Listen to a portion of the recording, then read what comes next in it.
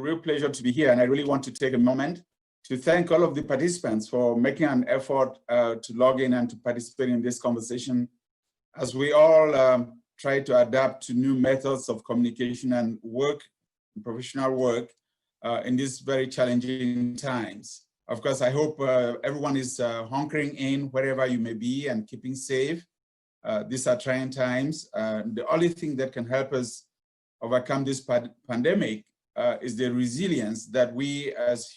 part of the global humanity can show in combating this pandemic. So thank you all for making the time today to be part of this conversation. As Lizzie rightly said, we're entering 2020 as a very crucial year for the African continent. It's been 30 years or 3 decades since what has been termed the third wave of democratization, which began obviously with the collapse of the Berlin Wall, but more specifically for Africa, with the end of apartheid in South Africa, the collapse of many military regimes and one-party states at the time. And in the past 3 decades, Africa has seen numerous cases of success. The number of countries that are now cited by international institutions, such as Freedom House and others, in terms of liberal democracies or semi-liberal democracies, has gone up for the African continent. But this hasn't come without challenges as well. I think that in overall, we continue to see some level of fragility within African countries, including countries that have made some progress and that in the past 3 decades have managed to put in place strong democratic institutions and practices. In a number of cases, we also see countries, notably in the Sahel and in the Horn of Africa, where there is political will to put in place democratic institutions, but where other new challenges related to violent extremism are undermining the ability of governments and citizens in those parts of the continent to be able to exercise their democratic rights and consolidate their democracies. But we've also seen some happy surprises in places such as Sudan, where after over 30 years of strong armed military rule, a very peaceful revolution took place, piloted by women and young and youth that have now created an opportunity where Sudan could actually transition into a functioning democracy. And also in a country such as Guinea-Bissau, where elections were recently held, elections that have now allowed or are now creating an environment in which that very unstable country could find a pathway to stability and democratic governance. This does underscore the fact that elections are important. And we all know that elections do not a democracy make, because even in some countries that have had one set of successful elections, there is no guarantee that there wouldn't be backsliding and that the next elections will be able to happen. So while we acknowledge that elections do not a democracy make, we also have to realize that elections are very significant because elections do test the strength of the other pillars of democratic governance, and they bring to the fore, through the electoral process, they bring to the fore the strengths as well as the weaknesses of each country's democracy. For example, the principle of separation of powers is tested in the electoral period because it is during that time that we see whether the legislature is able to enact laws that create for an enabling environment for meaningful and credible elections, or whether the judiciary is able to litigate election-related matters, whether it pertains to candidacies, nominations, or even election results in a way that will guarantee or assure the citizens that the judiciary is an independent body, it's a body independent of the executive branch of government. It's also during the electoral period that we see issues come to the fore with regards to political space, whether political parties are able to organize freely and candidates are able to campaign freely in all parts of the country, whether citizens are able to be brought into the electoral process without discrimination in terms of ethnic or regional background or linguistic differences, and whether citizens have a full access to be able to participate in the electoral process. It is also during the electoral process that we are able to measure the degree to which citizens can engage in their elections, obviously as voters, but also, as we've seen increasingly across Africa, as observers and monitors of their own electoral process. I'm really elated to see that in the past 2 decades, we've seen a flourishing of citizen observation organizations, or domestic observers, as they're called in some countries, of citizens who organize themselves and span and deploy across the national territories of their respective countries to be able to pass judgment on the performance of election management bodies and the conduct of elections in their own countries. It's also during the electoral process that we see come to the fore issues of press freedoms, the ability of journalists to write stories without any harassment, for people to be able to express their opinions about the political process of their respective countries without fear or favor. It's also during the electoral process that we see a good test of civil-military relations and the relations between security services and citizens, whether the police or the gendarmerie in Francophone countries or both are able to create an environment where citizens can enjoy their civic rights without any form of harassment, or whether it's a damn failure of the functioning of security services that brings to the fore their lack of professionalism in the way in which they conduct themselves. All of these points that I've just cited, I believe, make the case that elections are a process. They're not a one-day event that is staged solely on election day, but it's an ongoing process with benchmarks and different phases that allow citizens to be able to participate in all of these phases, culminating in election day, of course, and the announcement and proclamation of results and acceptance of those results by all of the parties and their candidates. As you can imagine, coming into 2020, we're now faced with situations where some of these tenets are beginning to show stress in the system. For example, with regards to constitutions, as we all know, the mandates of elective office are usually fixed in the constitutions of the countries, whether they're presidential term limits or limitations on the duration of service of members of parliament or even local councillors and mayors. And most of the constitutions across the continent did not foresee a COVID-19, and so did not make provision for the possibility that the end date of presidential terms or parliamentary terms could be tempered with. We also are seeing that election laws derive from constitutions, and election laws go into more specifics in terms of laying out benchmarks of multiple phases that have to be met by the election management body, that include issues pertaining to the delivery chain of election materials, the registration of voters, the publication of temporary voter lists for verification, the distribution of voter cards, and the ability to have a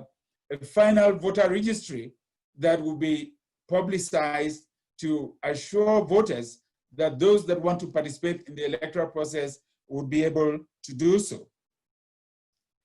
We also then, as a result, begin to remind ourselves that obviously there's never a good time for a pandemic. The human toll is enormous. The economic and financial repercussions or consequences are already being felt and probably will be felt for the medium to long term. The healthcare issues and challenges on the infrastructure of healthcare are already being felt and being feared for the most part across the continent.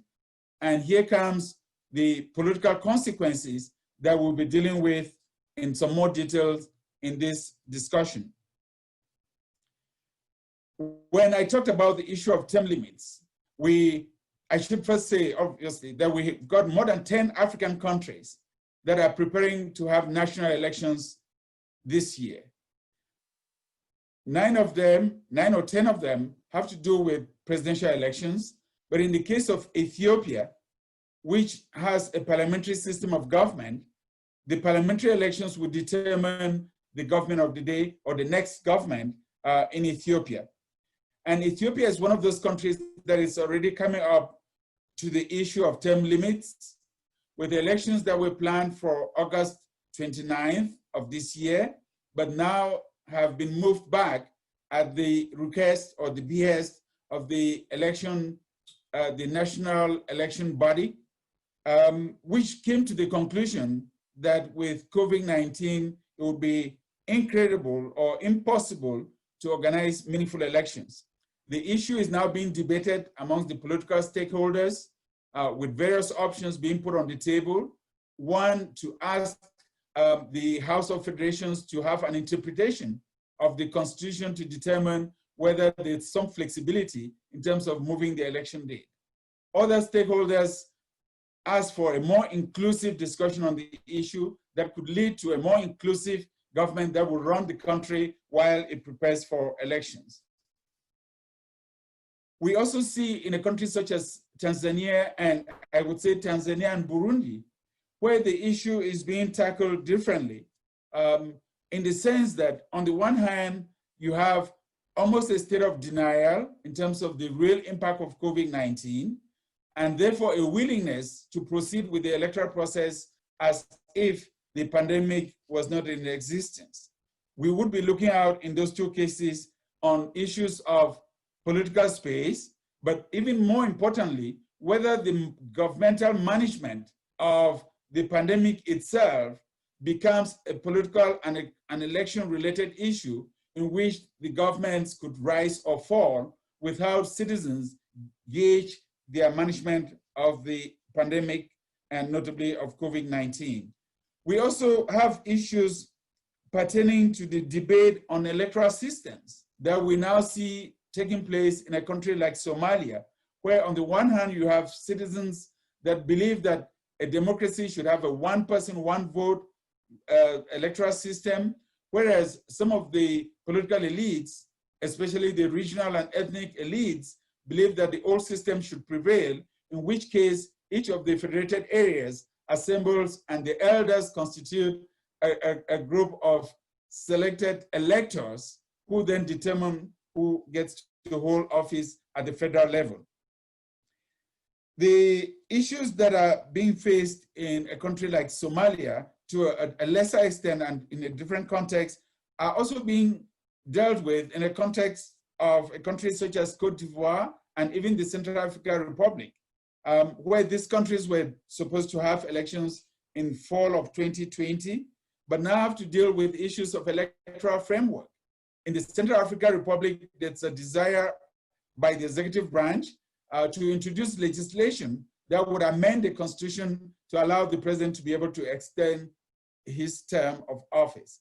In the case of Cote d'Ivoire, the government has taken a different approach in the sense that because parliament cannot be in session, it's delegated to authorize the president to enact legislation by executive order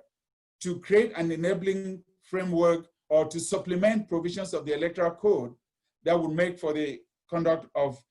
inclusive and meaningful elections. We also have an interesting development in the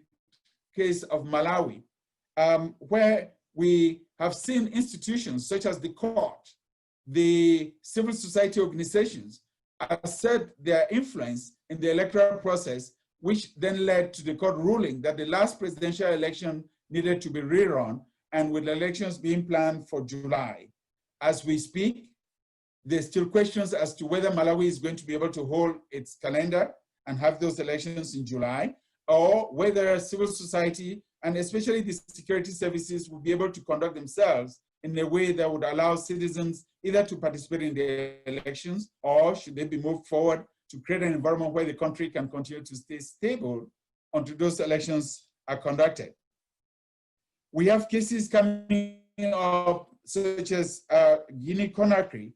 in a context that is already excessively polarized because of the debate over the constitution and whether the constitution of the country, which has now been amended through a referendum, is legitimate, and whether parties that boycotted the legislative elections in protest would be able to rejoin the process for presidential elections that should hold in October of this year. I could go down the list and also add Burkina Faso and Niger, which are interesting examples because these two countries are in the Sahel and therefore under tremendous stress because of their efforts to counter violent extremism, but where we see enormous political will to do the right thing. And our hope in those two cases is that they will be able to build the consensus that is required to allow them to conduct inclusive and meaningful and peaceful elections. Then we have the case of Ghana, of course, which continues to show the lead on the African continent in terms of its ability to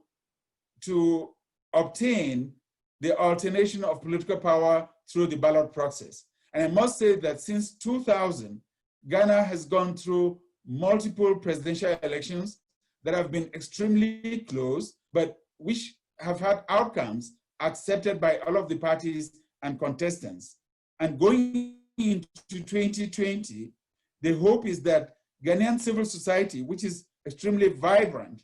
would continue to shed the spotlight on debates and discussions around the electoral framework so that issues such as transparency could be prioritized in a way that whatever decision is made or arrived at will be embraced and accepted by Ghanaians across the board.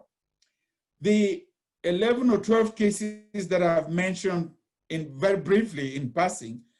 do indicate that the second half of this year is going to reserve a number of surprises for us, that we would need collectively to strengthen the prioritization of the political issues that are likely to hit us. As if the COVID-19 pandemic wasn't sufficient, I dare to say that we probably would face multiple political storms in the course of the second half of this year. To conclude, let me just put a few points on the table with regards to the way forward. I believe strongly that for the rest of this year, 2020, and rolling over into 2021, Africa is going to be torn by two opposing currents. On the one hand, there's going to be the current of authoritarian opportunism, which would pertain to the cases where leaders would want to use the cover of the pandemic and COVID-19 as a pretext to shrink political space even further and to tilt the playing field for elections in a way that would favor either themselves or their preferred candidates and political parties. That's going to be one trend. And the second trend, which for me is the more hopeful trend, is the trend of democratic resilience, that despite these challenges, political leaders, elected officials, civil society, the media, and all of the progressive forces that we continue to see across Africa are going to work collectively to make sure that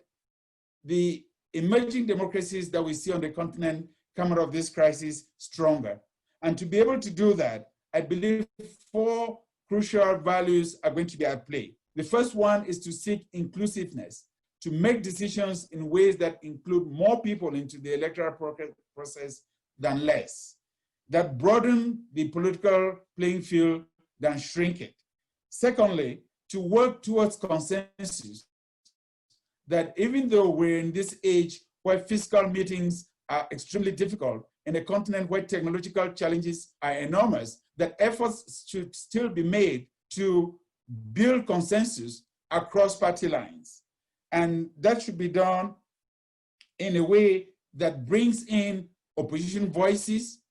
and also broadens the scope of stakeholders that are consulted when decisions need to be made. Thirdly, that there has to be a premium on citizen engagement. Fortunately, civil society has become quite adroit and astute in using technology to be able to communicate with citizens. And that unless voters are brought into the process, even during these trying times, the electoral process could become a very hollow process, and whoever gets declared as the winner may not have the legitimacy to be able to govern. And lastly, a premium on transparency, because I believe that when governments work in a transparent manner, especially when they organize competitive processes such as elections, that citizens tend to defer to them and to recognize that we're all in a challenging time. And as long as leaders can put their best foot forward and be transparent in the way in which they address the challenges, they're most likely to get the benefit of support from their fellow citizens. I'm hopeful that countries that follow these 4 cardinal principles would thrive and would come out of this crisis stronger and with their democracies strengthened. I've also been around the block a couple of years, or many years too long, to be able to know that all autocratic habits die hard, and that some of the countries that I've mentioned previously, I'm very likely to stumble.